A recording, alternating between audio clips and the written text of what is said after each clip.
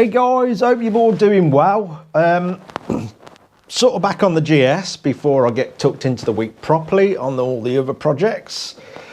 So I thought I'd continue with sort of what we started last. So that's, as you know, that's all ready to go, apart from cutting the base out. So I thought I'd get on with doing the bracket for it on this top yoke, or triple tree, whatever you want to call it. But yeah, I've been messing about with it, and as usual, sort of making it up as I go along. So I thought I'd do something that was probably slightly better than just a normal bracket, bit of angle iron or whatever people use. So yeah, I wanted it to do two things. One, obviously hold all this on, and two, hide these two holes. Now, I know there's loads of options to do all that, you know, but I've got to work with the materials I can work with. Steel. So yeah, I thought I'd do, well, I don't really know what I'm doing yet. I don't know. I haven't got a clue what I'm doing. I'm just making it up as I go along as usual. To start with, I've done this little blanking plate. It's folded. I don't know if you can pick that out. So that's going to hide the holes. Well, it will eventually. This is going to be the plate that fits to it. So we've got these two fixings under here and them two fixings there. So what I'm finding is, though, I'm trying to make all my stuff perfectly straight and in line, and this thing's all over the place, as you'd expect with a casting and something that was built in this era. It's not absolutely millimetre perfect, I'm afraid. So I'm going to do that. I'm then going to weld this to that, and then we're going to put some sides in it so it will look a part of this when it's all obviously powder coated in the same colour and fitted on. And then I'm going to bring some brackets up from underneath this that will hopefully hold all that. So when all this goes on, it should make it look a lot better, I hope. And now I'm trying to do it and take my time with it so it doesn't end up in the scrap bin tomorrow. I'm trying to stop myself from doing that silly thing. I don't think it'll ever stop, but I'm trying. I'm trying. Anyway, I'm going to do a couple of bits, like tack this on. I'm trying to not do too much welding in front of that new camera, because I don't want to damage it just yet. I've at least got to try and get the year out of it. So I'm going to be careful. But yeah, I know this is a pretty horrific shape at the moment, but I'm going to cut all this in and make it a better shape. And as you can see, that will go on. I think it's going to work out fine, but we'll see. Anyway, I'm going to pop off, tack this on, and then we'll make the size for it, and then go from there. Let's get on with it. Okay, I've got that tacked on there. So that now slides onto there. So obviously at the moment, we've got this great big gap here, which tapers off each side, reduces down here. So this gap is about 20 mil. So I've cut this strip to its highest point. Now we've got to try and tack that on and wrap it all the way around that shape.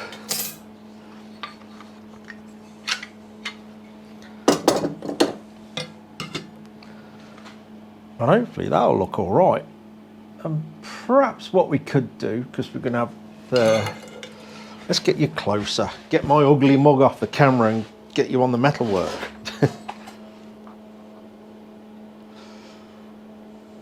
Right, that's better.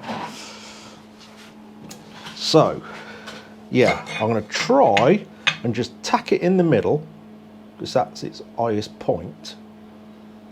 Wrap this round it, so obviously we'll have material that's sticking up as the shape folds down. So we'll wrap it round and then trim all that off, and then we should be left with a flat base that will sit on there.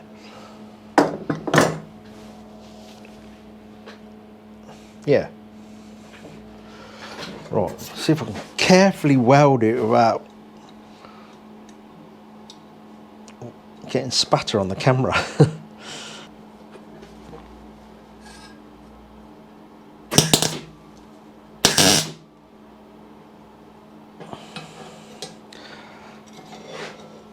I'm just going to do the one tack, and then that should allow me to move it about exactly where I need it.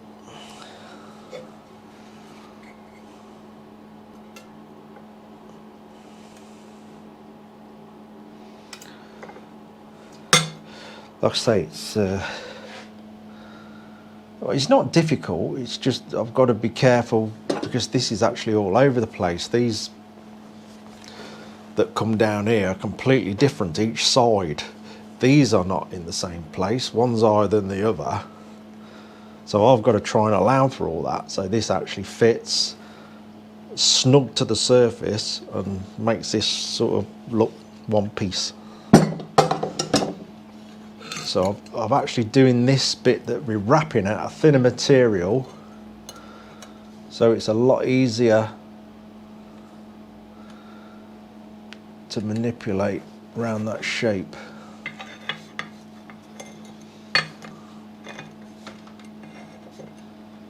Just get so far, put another tack on it.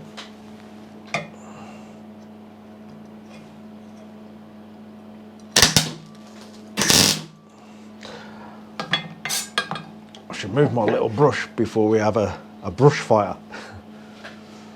Over there I'll do.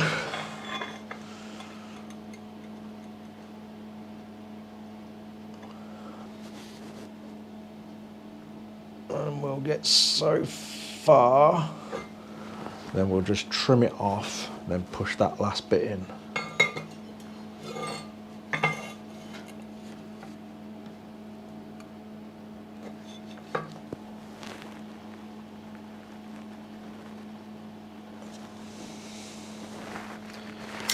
Ooh, I am clumsy.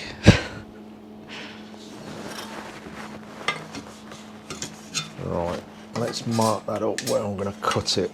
In fact, let's get another tack on there.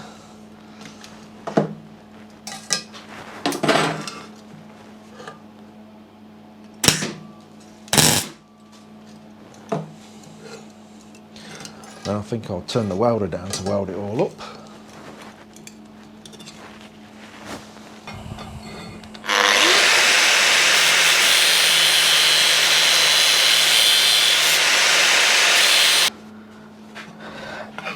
Right, we'll squeeze them ends in, tack the very end, and then we'll grind the extra off so it's all flush with the top of this.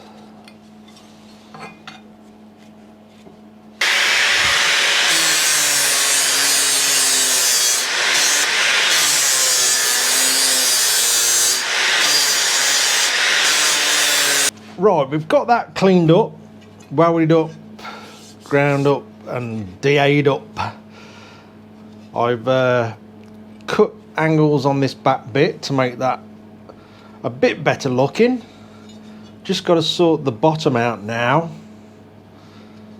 So, not that you can see that, but we'll still make it look all right.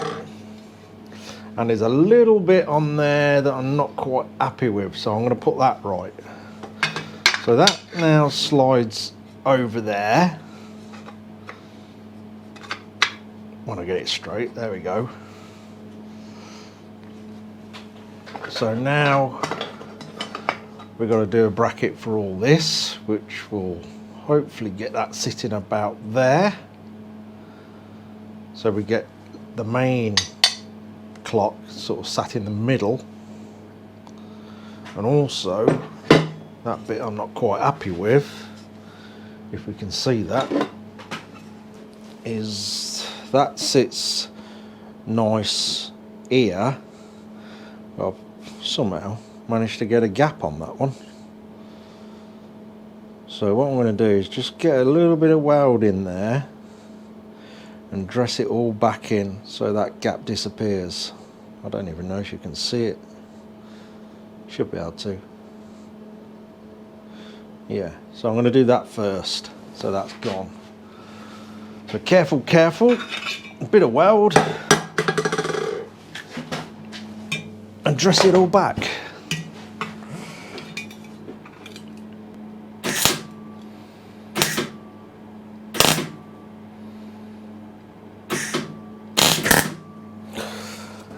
Trying to be careful not to blow it away. It's quite thin, that bit is, as you know, just so it's easier to shape.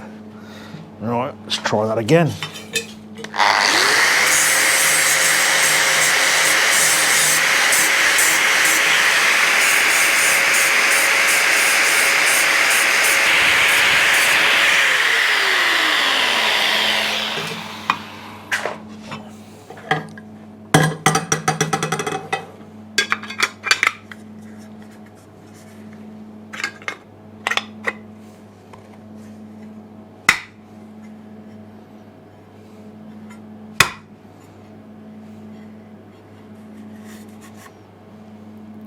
That's got it. There we go.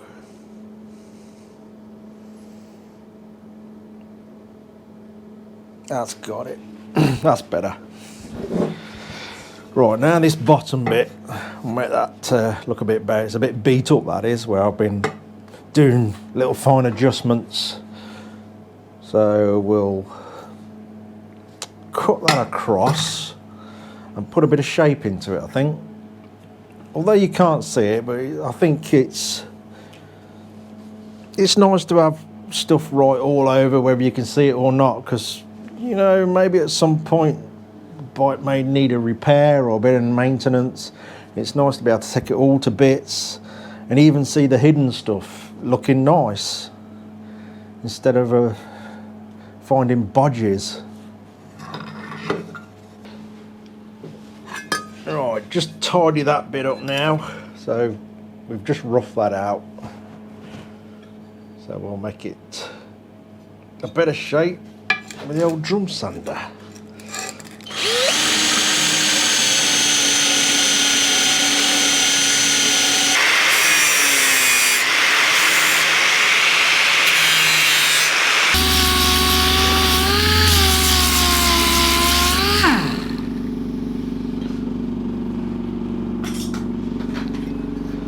I think that's about got it. That looks a bit better. Case of drilling it out now, I think. I may just take a tiny bit more off all the way around, just to allow for thickness of powder coating.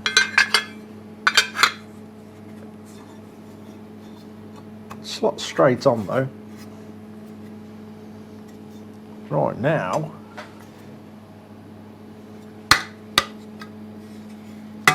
we've now got to do something off here to carry this, like so. I may just drop it back on the bike, just see where it's going to be best. I think what I'll do is cut the bottom of this out, then we'll do some sort of fixing for that to go on there, then like I say, some fixing for it to all go on there. Still need to tidy some of these lines up where the little warning lights are going to go. That won't take much doing.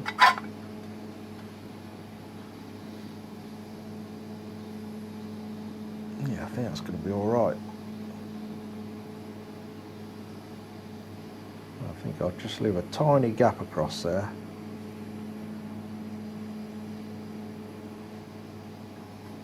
Right. Let's cut the bottom of that out. I think we're gaining ground now.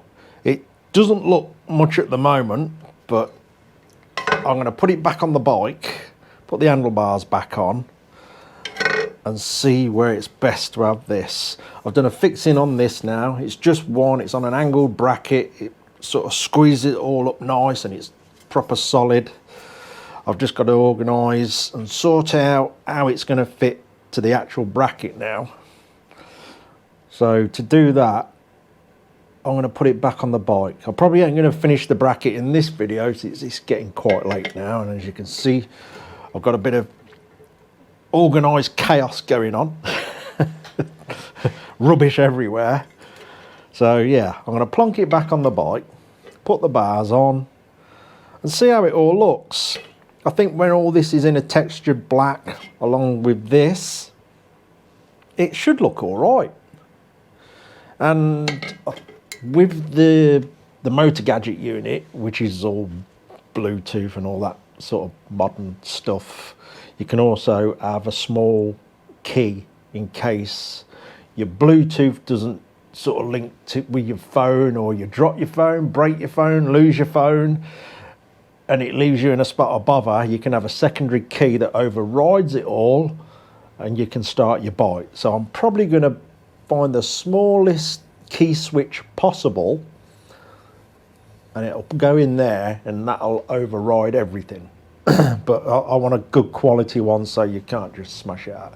At the end of the day, all these scumbags that we've got out there that like to take our beloved motorcycles, if they're going to get them, they're going to get them. All you can do is slow them down. So, you know, we chain them up, put alarms on them. I do believe this motor gadget unit as well has a built-in alarm. Like I say, I've never used one of these before, so I'm on a massive learning curve with that.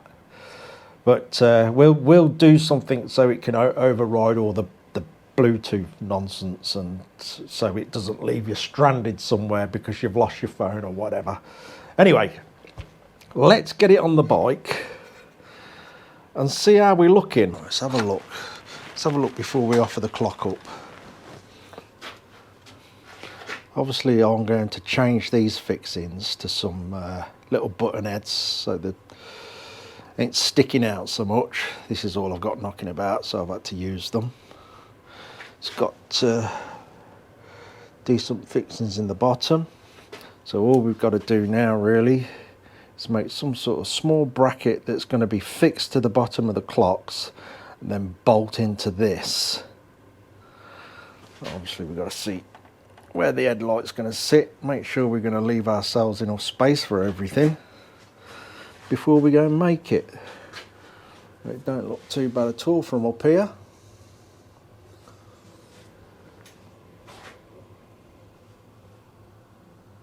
I think that's all right.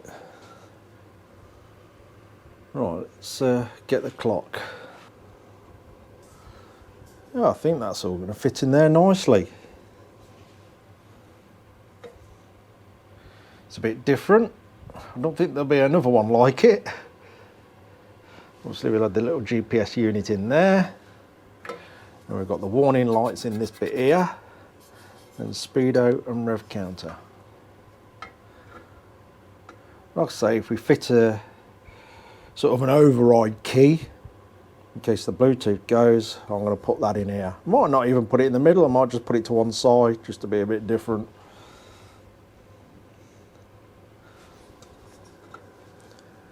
That's going to work out just fine, I think.